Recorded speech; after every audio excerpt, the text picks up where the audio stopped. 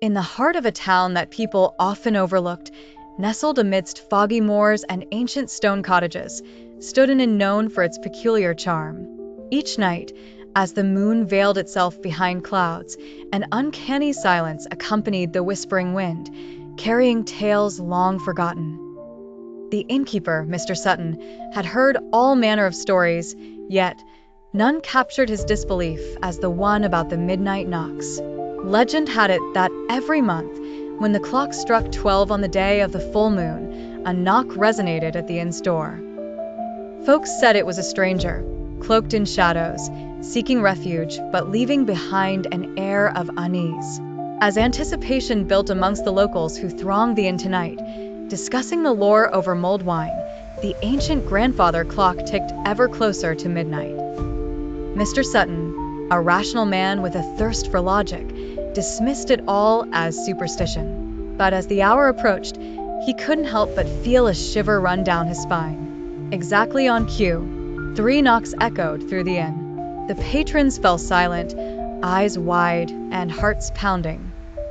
Mr. Sutton hesitated, but resolved to meet the rumor head-on. He swung open the heavy oak door, revealing nothing but the inky darkness. There stood a figure, his face obscured beneath a wide-brimmed hat. A silver mist seemed to swirl around him, as if he were part of the night itself.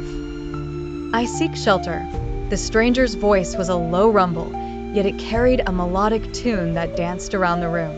Against his better judgment, Mr. Sutton ushered him in. The room's temperature seemed to drop, and a tense chill settled over the guests.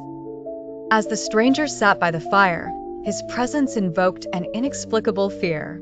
He did not speak further, merely stared into the flickering flames, lost in their depths. The hours dragged on, and finally, with the first light of dawn creeping across the horizon, the stranger rose. Without a word, he slipped through the door and into the forgotten realms beyond. It was as if he had never been, yet the cold remained.